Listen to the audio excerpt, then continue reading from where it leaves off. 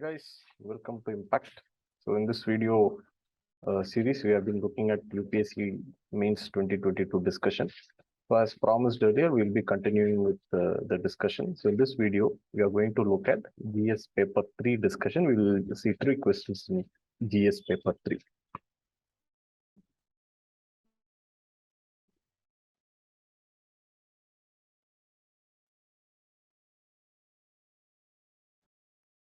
So this is a part 1 of the discussion. So we'll be looking at 3 questions. So first, let's look at the first question. So again, as discussed earlier, we won't be discussing each and every point of the answer, or we will be discussing the general approach. And we'll also do some analysis of what this of whether it's a totally new type of question, or UPSC has already asked this question or not. So why is PPP required in infrastructure projects? Examine the role of PPP in redevelopment of railway stations in India. So this project is direct. PPP is not a new project at all. We have a separate line item, the GS3 syllabus, called as investment models. There we'll be reading about different types of PPP, including the latest hybrid annuity model. And PPP has long been in the game in Indian economy over past 1 or 2 decades, both in good part and bad part. They have been delivered, or we have been able to push for projects in a very fast forward way. At the same time, there has been also some problems with PPP projects. For example, a huge chunk of NPA in banks has been this infrastructure projects. So they have been in the news continuously, and it is also, it's a directly line item. It has been in the news continuously. UPSC is not asking this question for the first time. UPSC has asked this question over in different forms in various, already previously they have asked in over previous years. So this is almost a direct model. So earlier they had asked about shipping, earlier they had asked about airport development. So here now this year they have been asking about railway station. So first, to introduce the answer, we can write PPP, or we can give some examples of recent successful examples of where PPP has been successful. We can take the road sector, we can take the airport sector, where it has been successful and where we have been able to see huge gains. So next, we'll start a subheading and we'll write, underline, and we'll start writing the points. Why is PPP required in infrastructure projects? So as you all know, it is because government does not have enough money. Its resources are first limited. Government are not the experts. They don't have enough technical manpower.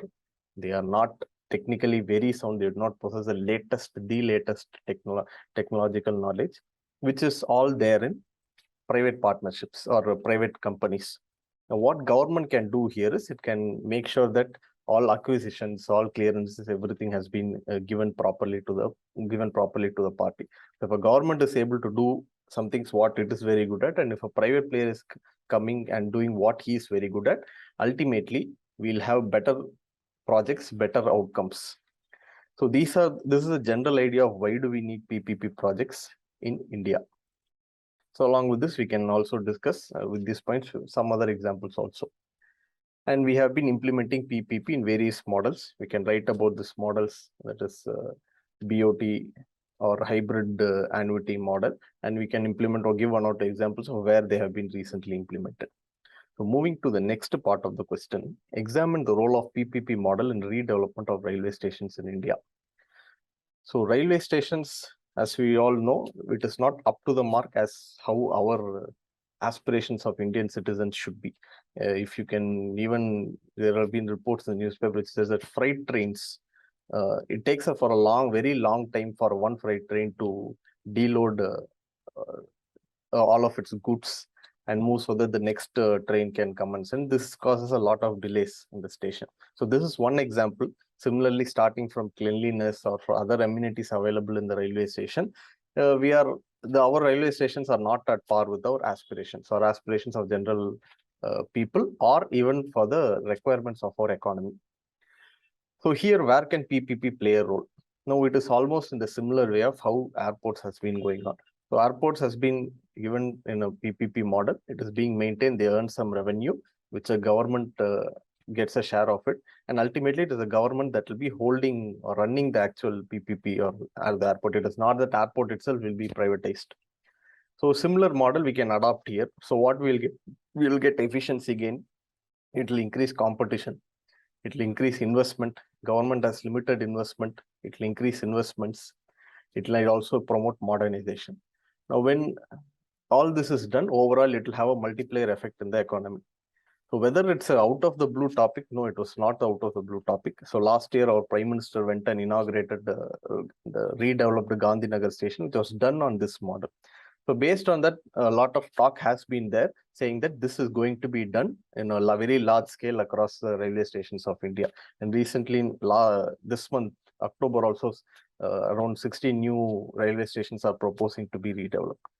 So we can write that, we can examine their role, where can they help, what is their current, since they have asked about examine, where can they help, what is the current status, what are also the pitfalls or negatives that has happened in other PPP projects, similar PPP projects, which we need to avoid here and how we can overcome and move on. So that will be the general structure of your answer.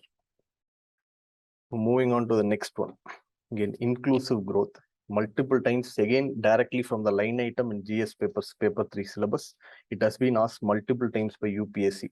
Again, this is again another almost a straight question, direct question. Is inclusive growth possible under a market economy?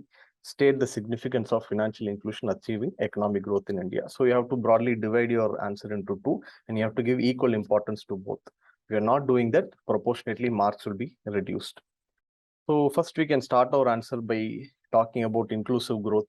What is inclusive growth? What is a market economy? That is one way to start. Or we can start with saying that what is the current status of, let us say, what is the current status of unemployment, or how the lower rung of population in our country, they are not able to participate in this globalized economy or globalized market economy. So based on any of that, you can start your answer. So then you will, if you're starting it with the statistics, then you will come and explain what is inclusive growth, what is a market economy. Now, whether is inclusive growth possible under a market economy? We have had a lot of evidences which says no, it is not possible. Why? Because in a market economy, whoever is capable, whoever has a lot of resources at his disposal, he will always reign supreme in a market economy. It has a tendency to promote inequality. It has a tendency to promote monopoly of the various sectors. Let us take for an example, health and education sector. Imagine there are no government schools or government hospitals there. And imagine if, we can ask whether the lower rung of section of the society where they'll be able to access both of these things. So it raises a huge question mark. So here somewhere some state intervention is required, and that is how a mixed economy model overall, not only here, overall across the globe countries have developed. So you can justify your answer based on the facts. You can say that since 1990s, it has promoted a jobless growth. Tilt towards market economy has promoted jobless growth. You can take examples of other countries also. So then you can justify this part of the answer. The second part of the answer, state the significance of financial inclusion in achieving economic growth. And again, a very basic question, a direct question. This we can write paragraphs and paragraphs also on this particular area. So here I have just taken up some of the four basic products. For example, let us take agriculture. If a farmer wants to invest, he needs a loan, and that loan must be given at affordable rate of interest, which only the formal financial institutions will be able to give. If he is going to a money lender, he won't be getting a fair agreement or a fair interest rate. So for his development, we need loan. In case some mishap is happening, if he has insurance, it will protect him. It won't let him fall into the poverty trap. And savings, as you know, bank promote savings, it gives good returns. And if he has been able to save some money with pension, old age, he doesn't have to worry much. He can live his life peacefully. Now, this is not investment in the term of loan is not only required only for the business development. In today's world, if you want to pursue even a higher education, you need investment. You need a good sum of money. So if you're not a capable person, you will not be again able to participate in today's economy and get benefited out of it, and again push the economy or work towards the nation building or work as a part of the economy. So without financial inclusion, it is literally not possible to achieve a good financial growth. So you can give examples, you can write about the government schemes that has been already given, Jan Dhan Yojana, Suraksha Bima Yojana, Jeevan Jyoti Bima Yojana. And additional the conclusion, you can write what more can be done to make this better, to increase its reach, and you can conclude your answer. Next one, again, already it has been asked, again UPSC have asked again a straight question. What are the major challenges of PDS system in India? So as soon as we tell PDS, our things that come to our mind is leakage, corruption, wastages, ghost beneficiaries and all that. But here we should not forget about the procurement side of things. So the PDS includes not only giving by the government, it includes from the procurement from the farm gate till it reaches the end beneficiary. So here in procurement, what is happening? Procurement is happening only in some states. It is not happening in a large way in other states. Some states are getting more benefit. Some states are not getting any benefit. Some states, somewhere it is getting promoted, and it is traveled across so much distance, and it is being distributed in other states. During transportation, we'll have a lot of loss, wastage. The cost of procurement increases when the cost of, if you are doing procurement, that is how procurement happens in northern India. Some parts of northern India we procure through middlemen, so that increases the cost of procuring. And our PDS system itself is based on rice and wheat. In this process, this causes both water table exhaustion, plus we have a lot of micronutrient deficiency in our population.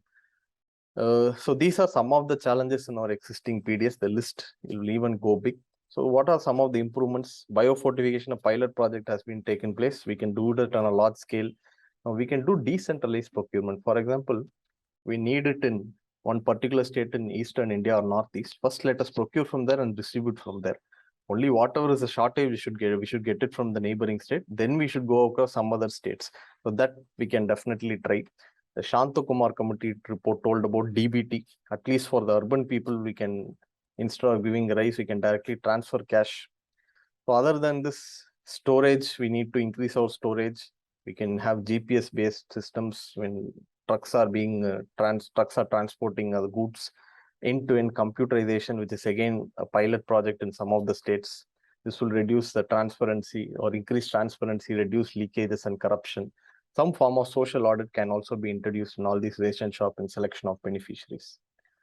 So here again, in addition, we can write what some of the schemes that government has already taken to improve the PDS, and what more, or immediately, urgently, what more is required. So that is all for this video. We'll be coming up with further questions in the upcoming videos. Thank you.